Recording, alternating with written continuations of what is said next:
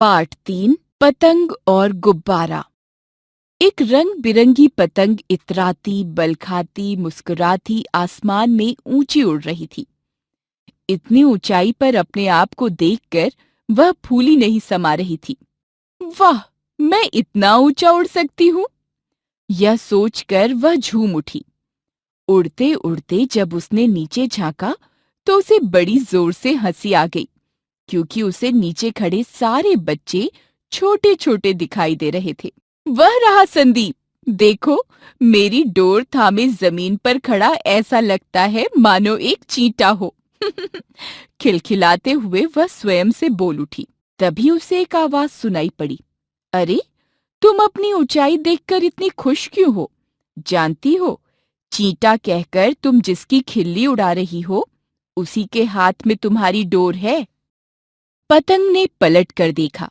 Gas से भरा एक गोल मटोल गुब्बारा उड़ते उड़ते उसके पास आ गया था।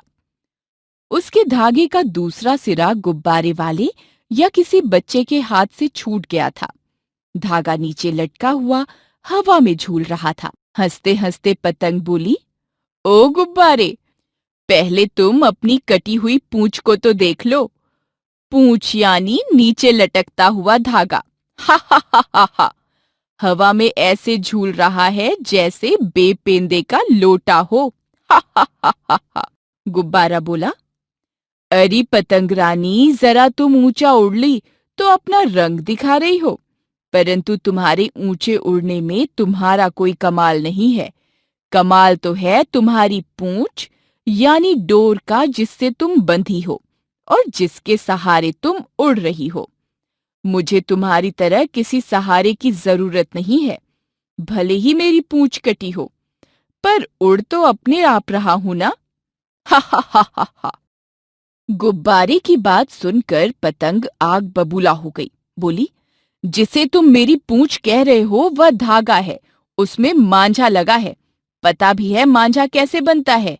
इसे बनाने के लिए कांच को महीन पीसकर गोंद की सहायता से धागे में लगाते हैं, जिसके कारण मांझे के धागे में इतनी धार आ जाती है कि वह दूसरे धागों को काट सकता है।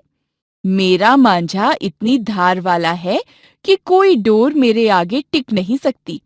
मैं तुम्हारी डोर भी काट सकती हूँ। हा हा हा हा। क्या तुम नहीं जानती कि किसी धागे को काटने के लिए दोनों धागों को तना हुआ होना चाहिए, मेरे धागे की तरह लटका हुआ नहीं।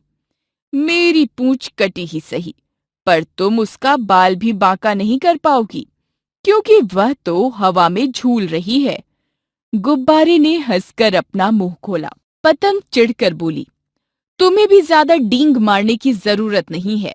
जब तुम्हारी हवा निकल जाएगी तो तुम भी भीगी बिल्ली बन जाओगे। गुब्बारा हंसकर बोला, बहन, हम दोनों ही हवा पर निर्भर हैं। फर्क सिर्फ इतना है कि मेरे भीतर भरी गैस चारों ओर की हवा से हल्की है, इसलिए मैं हवा में वैसे ही तैर रहा हूँ जैसे पानी से हल्की चीज पानी में तैरने लगती है। पर तुम्हारे उड़ने के लिए भी हवा ही तुम्हारी मदद करती है। पतंग अभी भी हार मानने के लिए तैयार नहीं थी। बोली, मैं कैसे विश्वास करूं कि मुझे हवा उड़ाती है? मुझे तो वह डोर उड़ाती है जिसके सहारे मैं बंधी हूँ।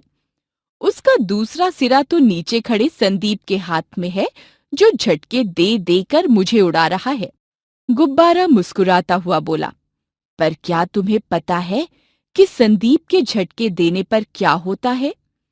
हवा में हल्के और भारी दबाव के दो क्षेत्र बन जाते हैं, जिसके कारण तुम्हें उड़ान लेने में मदद मिलती है। यह सुनकर पतंग सोच में पड़ गई।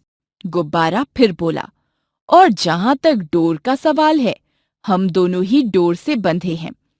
हम दोनों का उद्देश्य भी एक ही है, बच्चों को खुश करना। रंग बिरंगी पतंग और हवा या गैस से भरे रंगीन गोल मटोल गुब्बारे बच्चों को समान रूप से भाते हैं। पतंग बोली, हाँ गुब्बारे भाई, तुम बिल्कुल ठीक कह रहे हो। मुझे समझ आ गया कि मैं गलत थी। फिर दोनों खुश होकर आसमान में उड़ने लगे और हंस हंस कर बातें करने लगे।